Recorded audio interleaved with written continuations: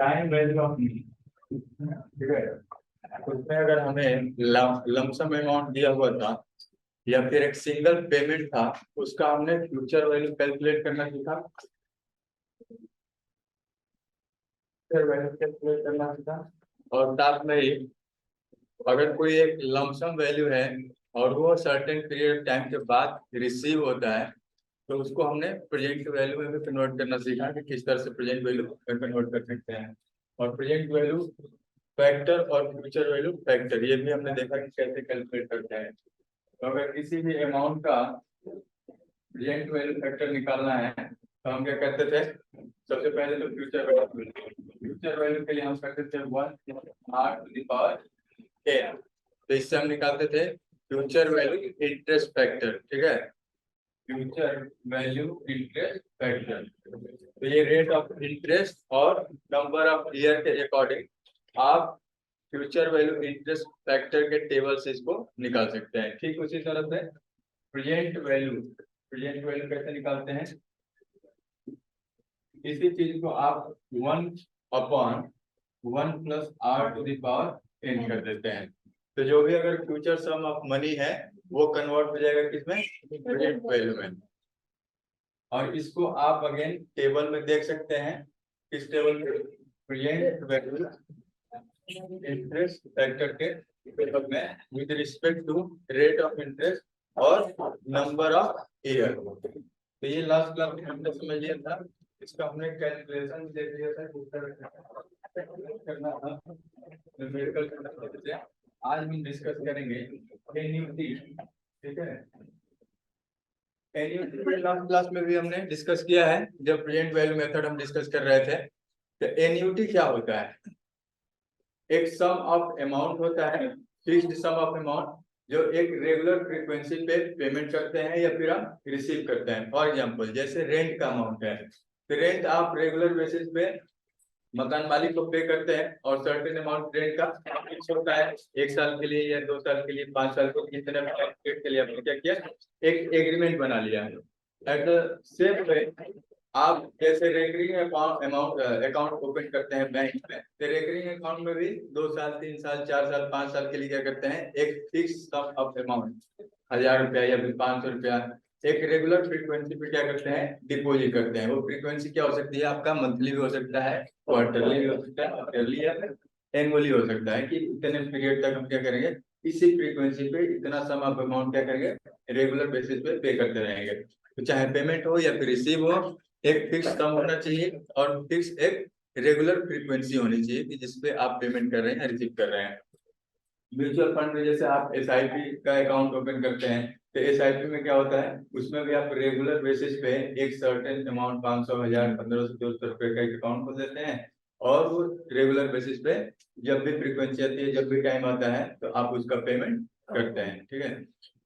तो ये तमाम आपके एग्जाम्पल हो गए एन्युटी के। तो एन्युटी का बेसिक मतलब है कि एक सर्टेन फिक्स अमाउंट मनी होगा जो आप एक रेगुलर फ्रीक्वेंसी पे उसको पे कर रहे होंगे या फिर आप रिसीव कर रहे होंगे, दोनों ही चीजें हैं, ठीक है। तो अगर पे कर रहे हैं तो कोई रिसीव भी कर रहा है, तो ये आपका पेमेंट है सर्टेन अमाउंट फिक्स इंटरवल पे, एक फ्रीक्वेंसी इसकी होनी चाहिए। अब इसको हम कैलकुलेट कैसे करते हैं? और ध्यान देना, जैसे कि हम बोल रहे हैं कि एक रेगुलर फ्रीक्वेंसी होती है, तो हम इसको एनुअल टर्म में कंसीडर करते हैं। हम यहाँ पे एक टाइम लाइन बना लेते हैं, ठीक है। और 5 साल का टाइम लाइन बना लेते हैं। ये 0 हो गया, यहाँ पे 1 हो गया, ये 2 हो गया, ये 3 हो गया, ये 4 और ये 5, ठीक है। ये हम लोग रखते हैं। लास्ट वाली क्लास में हमने डिस्कस किया था future value of single payment, यानी आपने कोई सिंगल अमाउंट इन्वेस्ट किया सर्टेन पीरियड टाइम के लिए, तो उस पे आपने अर्न किया 1 + r⁴n। अगर हम इसको प्रेजेंट वैल्यू कंसीडर करें, तो जब आपने एक अमाउंट यहाँ पे इन्वेस्ट किया तो अर्न करेगा। और मान लो इसको आपने 5 साल के लिए इन्वेस्ट किया, तो इस पे हमें 5 साल के लिए इंटरेस्ट मिलेगा। अगर हमने इसको 4 साल के लिए इन्वेस्ट किया तो 4 साल के लिए मिलेगा। यहाँ पे एक सिंगल अमाउंट की हम बात कर रहे हैं। अब यहाँ पे एन्युटी में क्या हो रहा है कि एक फ्रीक्वेंसी आएगी जो रेगुलर आप पेमेंट कर रहे हैं, यहाँ पे हम एन्युटी एनुअल टर्म में ले लेते हैं इसकी फ्रीक्वेंसी, कि हर साल आप हाँ सेव कर रहे हैं या फिर इन्वेस्ट कर रहे हैं, तो हम यहाँ पे SIP या फिर आप यहाँ पे एग्जाम्पल ले लीजिए कि रेकरिंग अकाउंट है, उस अकाउंट में क्या कर रहे हैं, रेगुलर बेसिस पे हर साल 1,000 रुपया डिपॉजिट कर रहे हैं। और आपने ये जो अकाउंट ओपन करा है 5 साल के लिए ओपन करा है, तो अब यहाँ पे जब यहाँ पे इन्वेस्टमेंट करते हैं कब, 0 पीरियड में, तो जब 0 पीरियड में इन्वेस्ट करेंगे 5 साल के लिए, तो क्या ये अमाउंट 5 साल के लिए अर्न करेगा, इस पे इंटरेस्ट 5 साल के लिए अर्निंग होगी। इसके बाद अगर हम सेकेंड ईयर में फिर इन्वेस्ट करेंगे ना, क्योंकि रेकरिंग डिपॉजिट है, हमने अकाउंट ओपन कर लिया कि हर साल हम 1,000 रुपये डिपॉजिट करेंगे, तो अब नेक्स्ट ईयर में जब हम इन्वेस्ट करेंगे तो इस पे 4 साल के लिए अर्निंग होगी, उसके अगले साल वाले पे, उसके अगले वाले पे, इसके अगले वाले पे, और लास्ट वाले पे 0। तो हमारा इन्वेस्टमेंट कब हुआ, 1 2 3 4 5, ठीक है, और ये चौथे से ये 5वें, तो 5वें पे हमारा कोई इन्वेस्टमेंट नहीं है, ठीक है, हमने, तो यहाँ पे हमारा ये कंप्लीट हो जाएगा, तो 5वें पे ये 0 हो जाएगा। अब समझो यहाँ पे ये प्रोसेस क्या होगा, पहले वाले पे 1 + r⁴n कितना जाएगा, सपोज कर लेते हैं 10% के हिसाब से, तो यहाँ पे ये हो जाएगा 0.10, प्रेजेंट वैल्यू यहाँ पे हम 1000 रख लेते हैं, मल्टीप्लाइड बाई 1 + 0.10, और ये 5 साल के लिए जाएगा। फिर अगला वाला यही प्रोसेस प्लस करेंगे, 4 साल के लिए जाएगा, फिर 3 साल के लिए, फिर 2 साल के लिए, फिर 1 साल के लिए, फिर जब इसको ऐड करेंगे तब आपका निकल के आएगा कौन सा, फ्यूचर वैल्यू, ठीक है। अभी जो हम कैलकुलेशन कर रहे थे, क्या कर रहे थे, फ्यूचर वैल्यू एन्युटी का। और इसमें भी अब मैं बता देता हूँ कि इसके 2 टाइप होते हैं, फ्यूचर वैल्यू एन्युटी के 2 टाइप, फ्यूचर वैल्यू में भी, प्रेजेंट वैल्यू में भी 2 वेराइटी आएंगे। फ्यूचर वैल्यू में आपका 2 टाइप कौन सा है, एक होता है एन्युटी और दूसरा है एन्युटी ड्यू। एक होता है आपका ऑर्डिनरी एन्युटी और दूसरे वाले को बोलते हैं एन्युटी ड्यू। पहला वाला है आपका ऑर्डिनरी एन्युटी, या फिर इसको आप कहते हैं रेगुलर एन्युटी, रेगुलर एन्युटी। दूसरा होता है आपका एन्युटी ड्यू, ठीक है, एन्युटी ड्यू। तो अभी जो हमने एग्जांपल लिया है वो एग्जांपल आपका एन्युटी ड्यू का है, ठीक है। ये वाला जो एग्जांपल हमने लिया है ये एन्युटी ड्यू का है। हमने पेमेंट कब लिया इसका, 0 पीरियड में लिया ना, बिगनिंग में ही लिया, ठीक है, बिगनिंग में ही लिया। तो अगर जब कोई भी आप पेमेंट कर रहे हैं और उस मंथ के या फिर उस ईयर के स्टार्टिंग में पेमेंट कर रहे हैं, तो उसको हम कहते हैं एन्युटी ड्यू। और वही चीज अगर एट द ईयर एंड करते हैं, ठीक है, पहले ईयर के एंड में, यानी हम कह सकते हैं कि दूसरे ईयर के बिगनिंग में होगा, तो उसको कहते हैं ऑर्डिनरी या फिर रेगुलर एन्युटी, ऑर्डिनरी या फिर रेगुलर यूनिटी। तो अब 1 बाय 1 करके हम इसके कैलकुलेशन को समझते हैं। तो एन्युटी ड्यू से पहले हम ऑर्डिनरी या फिर रेगुलर एन्युटी के बारे में डिस्कस करेंगे, ठीक है। तो फ्यूचर वैल्यू ऑफ एन्युटी कौन सा, रेगुलर वाला का हम लेंगे। तो रेगुलर वाला कैसे कैलकुलेट करेंगे, रेगुलर में हमने क्या बोला, जो पेमेंट होगा एंड ऑफ ईयर होगा या मंथ होगा, जो भी फ्रीक्वेंसी होगी उसके एंड में होगा, ठीक है। तो अगर एंड में करना होगा तो ये चीजें आपकी थोड़ी सी चेंज हो जाएंगी, ठीक है। 1 + r⁴, यहाँ पे अर्निंग कितने साल की होगी, 4, ठीक है। मैं इसको ऐसे ही रहने देता हूँ। अगर ये रेगुलर या फिर ऑर्डिनरी है तो यहाँ पे ये स्टार्टिंग कहाँ से होगी, यहाँ वाले से होगी, ठीक है। तो ये 4 3 2 1 और 0, ये वाली चीज हो गई।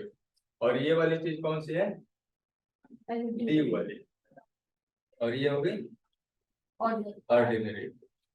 प्रोसेस यही होगा, क्योंकि ये वाला अमाउंट जब यहाँ पे इन्वेस्ट कर रहे हैं तो ये लास्ट तक अर्न करेगा, दूसरा वाला भी लास्ट तक जाएगा, तीसरा लास्ट तक, चौथा लास्ट तक, पांचवे पे जीरो।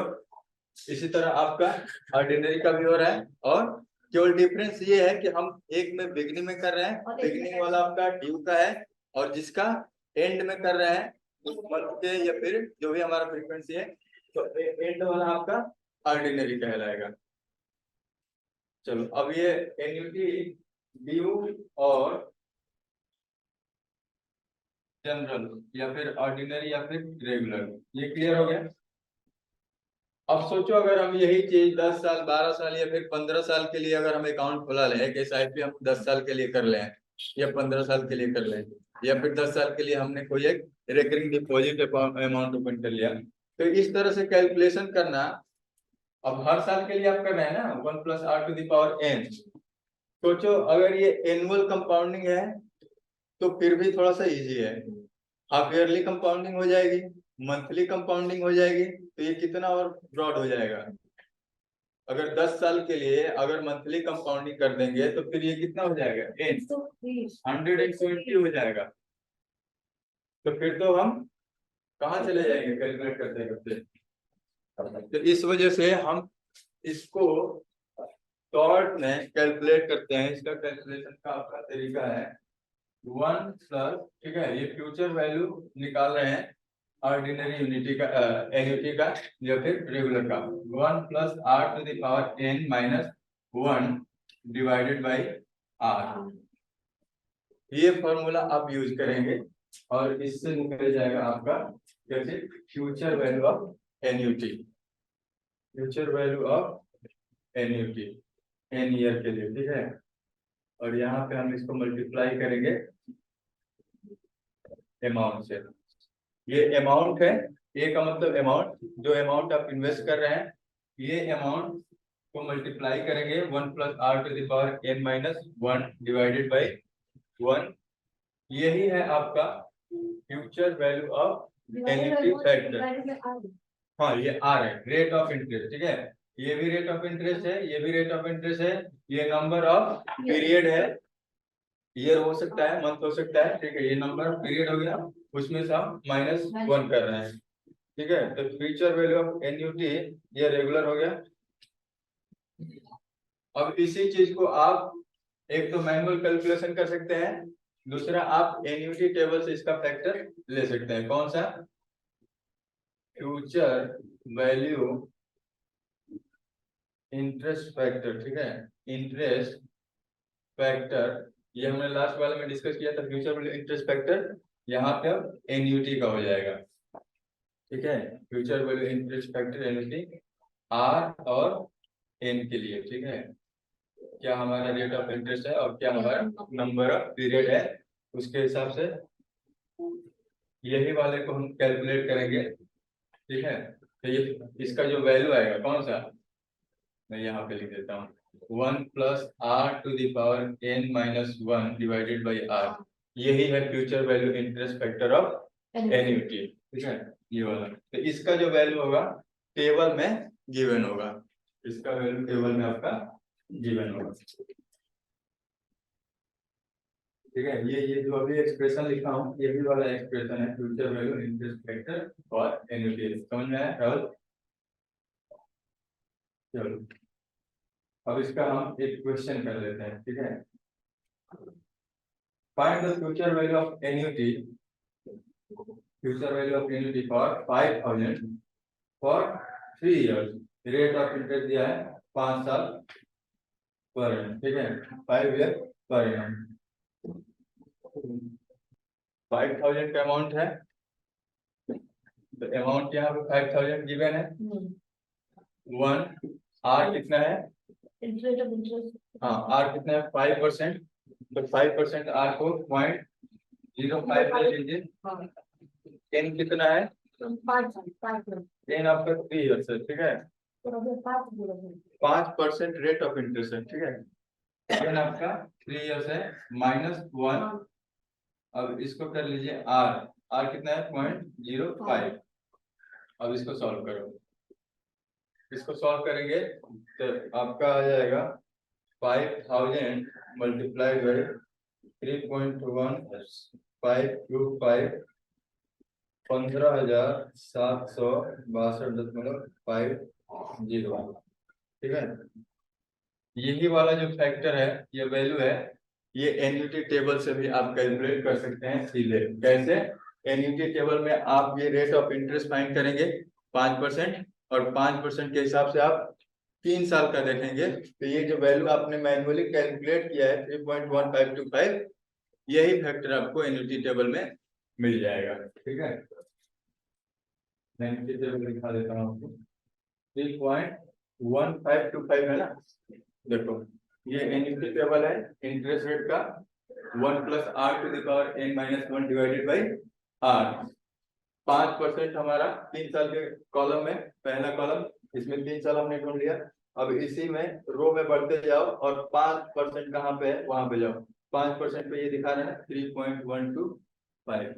तो ये मैनुअल कैलकुलेट कर लीजिए। और यहाँ पे देखो कितने पीरियड के लिए दिया हुआ है, 12, 13, 15, 20, 25, 360 पीरियड के लिए दिया हुआ है। 7% और 36% तक दिया हुआ है।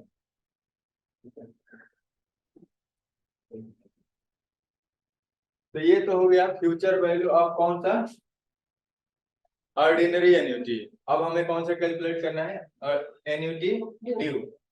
एन्युटी ड्यू मतलब बिगनिंग में ही आप पेमेंट कर रहे हैं, बिगनिंग में ही आप पेमेंट कर रहे हैं। तो इस फॉर्मूले में केवल एक चीज हमें ऐड करना है, बाकी वही चीजें हमारी आ जाएंगी फिर से।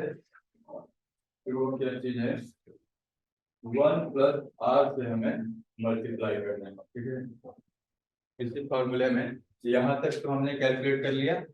ये ऑर्डिनरी का था, 1 + r से इसको मल्टीप्लाई कर दो, बस इतने से ही आपका इसका निकल जाएगा, जब हर साल आप ये हर पीरियड में बिगनिंग में पेमेंट कर रहे हैं।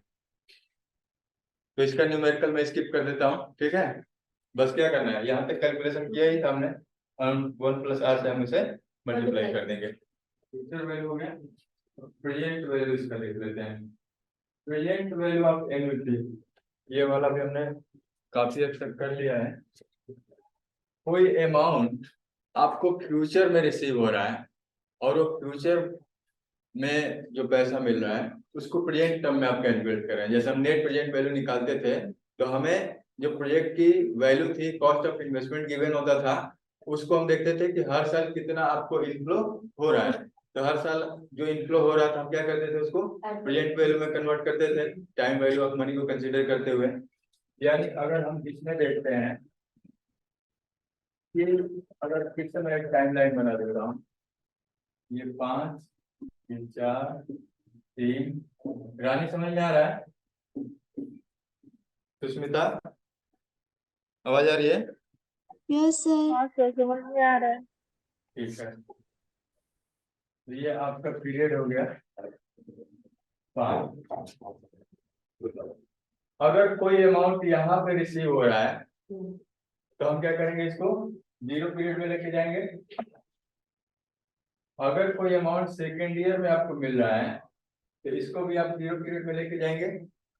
अगर कोई थर्ड ईयर में मिल रहा है तो इसको भी आप क्या करेंगे, 0 पीरियड में लेके जाएंगे। 0 पीरियड में तो हम प्रेजेंट वैल्यू से हम इसको कंसीडर कर रहे हैं। कोई अमाउंट अगर फोर्थ ईयर में मिल रहा है तो इसको भी क्या करेंगे, 0 पीरियड में। यानी जितना भी आपका अमाउंट जो फ्यूचर में रिसीव हो रहा है, हम उसको क्या कर रहे हैं, कन्वर्ट कर रहे हैं प्रेजेंट में। तो प्रेजेंट में कर रहे हैं, तो यहाँ पे आप प्रेजेंट में इसको कैसे कन्वर्ट करेंगे, प्रेजेंट वैल्यू फैक्टर। अब ध्यान देना, जो हमने फ्यूचर वैल्यू से प्रेजेंट वैल्यू में कन्वर्ट किया था सिंगल अमाउंट का, वही चीज आपका हर साल से हम लेके जाएंगे और हर पीरियड के लिए कैलकुलेट करेंगे। वही प्रोसेस कंटिन्यूअसली 5 बार किया जाएगा, 4 बार किया जाएगा, यानी जितना नंबर ऑफ पीरियड होगा उतने नंबर ऑफ पीरियड से हम उसको प्रेजेंट वैल्यू में कन्वर्ट करेंगे। यानी अगर हम पहले ईयर के एंड में रिसीव करते हैं तो हम क्या करेंगे, आपका जो फ्यूचर वैल्यू है उसको प्रेजेंट वैल्यू में कन्वर्ट करने के लिए क्या करेंगे, फ्यूचर वैल्यू को मल्टीप्लाई करेंगे future value 1 divided by 1 r⁻n से, यही होगा ना। तो ये तो पहले वाले के लिए हो गया। अगर हमने यहाँ पे अगर इन्वेस्टमेंट आपका, ध्यान देना, ये एन्युटी है तो अमाउंट आपका फिक्स होगा, उसमें कोई वेरिएशन नहीं होगा। अगर वेरिएशन हो गया तो फिर ये फॉर्मूला काम नहीं करेगा। तो एक रेगुलर फ्रीक्वेंसी है और फिक्स पेमेंट है, ठीक है, तो इसीलिए हम इसको एन्युटी कहते हैं। तो 1+r यहाँ पे ये वाला चीज हो गया। फिर दूसरे वाले अमाउंट को भी आप क्या करेंगे, प्रेजेंट में कन्वर्ट करेंगे, तो 1+r⁴n।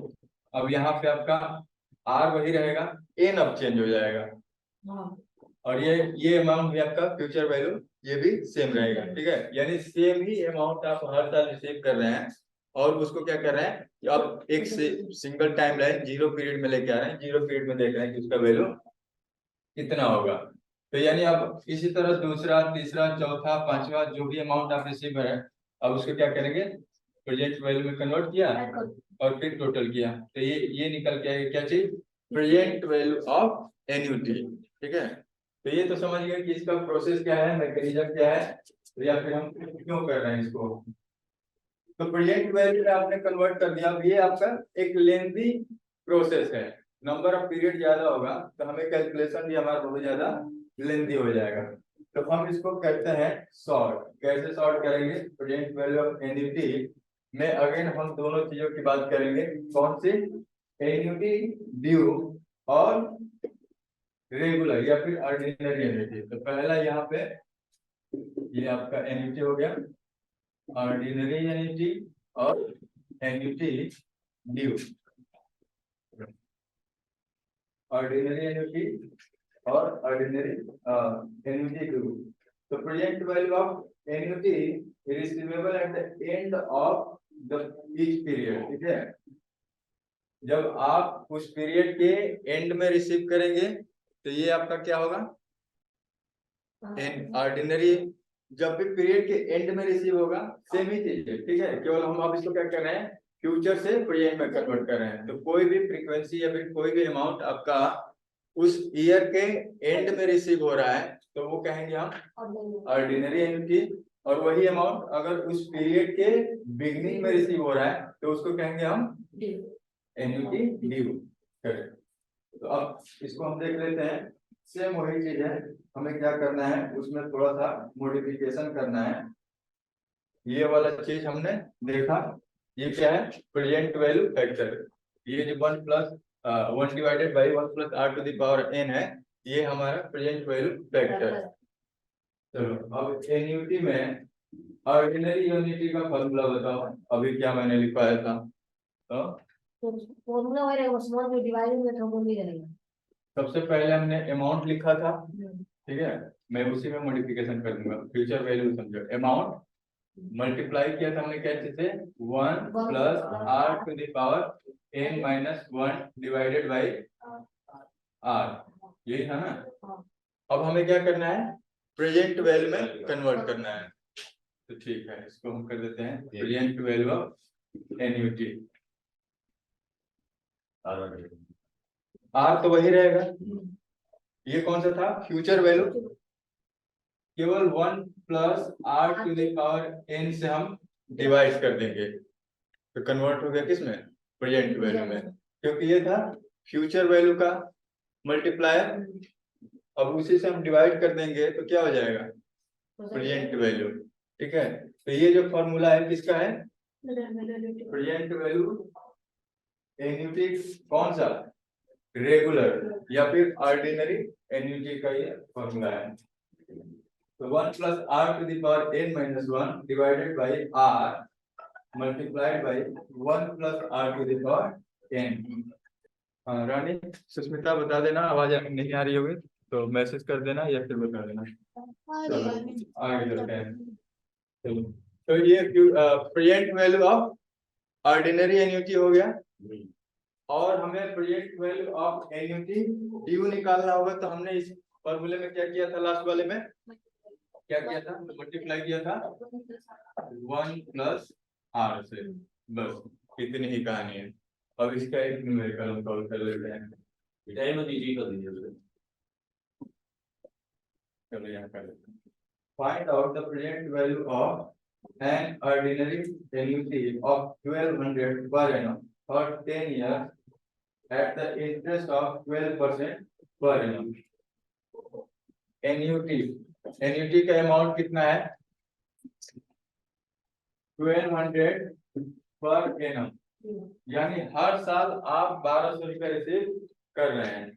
यानी ऑर्डिनरी एन्युटी है तो पहले साल के एंड में आप रिसीव करेंगे, फिर दूसरे साल के एंड में आप रिसीव करेंगे, फिर तीसरे साल के एंड में आप रिसीव करेंगे। इसी तरह आप 4, 5, 6, 7, 8, 9, 10वें साल के एंड में आप रिसीव करेंगे। इसकी रेट ऑफ इंटरेस्ट क्या है 12% पर एनम। 12% पर एनम के हिसाब से आप इसको रिसीव कर रहे हैं। और टाइम पीरियड कितना है 10 ईयर। 10 इयर्स में अब यहाँ पे देखो 1200 रुपया में ये मिल गया 1 प्लस आर यानी 0.12 10 यहाँ पे 10 साल माइनस 1। अच्छा ये तो ठीक है 1 plus r to the power 10 तो आर यहाँ पे कितना हो जाएगा 0.12 फिर 1 प्लस 0.12। इसको सॉल्व करो। चलो अब यहाँ पे मैं लास्ट वाले में भूल गया था बताना, एक्सप्लेन कर देता हूँ। यहाँ पे जो ये वाला जो फैक्टर है, ठीक है, ये जो फैक्टर निकला था ये है आपका प्रेजेंट वैल्यू इंटरेस्ट फैक्टर और एन्युटी, या फिर हम कहते हैं present value of annuity factor. और ये अगर यहाँ पे है तो ये कौन सा है ऑर्डिनरी, तो यहाँ पे ये ऑर्डिनरी का ही निकलेगा, केवल हम 1 प्लस आर से मल्टीप्लाई कर देंगे तो हमारा ड्यू में कन्वर्ट हो जाएगा। तो ये जो फैक्टर है, ये जो कैलकुलेशन है या फिर जो इक्वेशन है, ये इक्वेशन किसको रिप्रेजेंट करता है present value of annuity factor या present value interest factor for annuity. ठीक है, अब इसको हम सॉल्व करते हैं। जब ये जो इसका कैलकुलेशन आएगा कितना अमाउंट आएगा 1200, ठीक है, ये आ जाएगा 6780 रुपया। ठीक है 6780 रुपया। कैलकुलेट करो, कैलकुलेट करके देखो एक बार इतना आ रहा है कि नहीं 6780 रुपया। और 12% के रेट से हम इसका प्रेजेंट वैल्यू एन्युटी फैक्टर भी देख लेते हैं। प्रेजेंट वैल्यू फैक्टर टेबल में 12% के हिसाब से 10 साल का 0.3220 0.3220। ये आप टेबल A2 में जाइए और A2 टेबल में देखिए 10 साल के पीरियड से आप आगे निकलिए 12% पे, ये दिखाई देगा आपको 0.3220। ये टेबल से भी आप कैलकुलेट कर सकते हैं इसका इनपुट फैक्टर। इसके बाद अगला है present value of annuity due. तो एन्युटी ड्यू में हमें सिंपली क्या करना होगा, यहाँ पे 1 प्लस आर से मल्टीप्लाई करना होगा। तो सेम यही प्रोसेस होगा।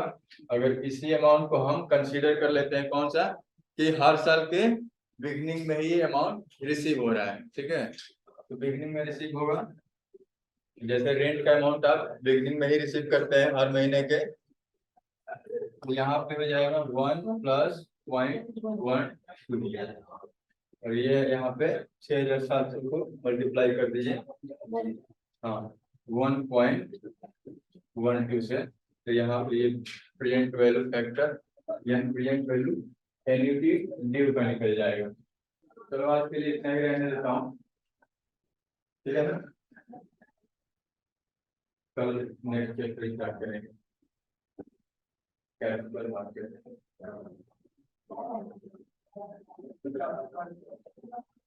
समझ में आ गया रानी? Yes sir. ठीक।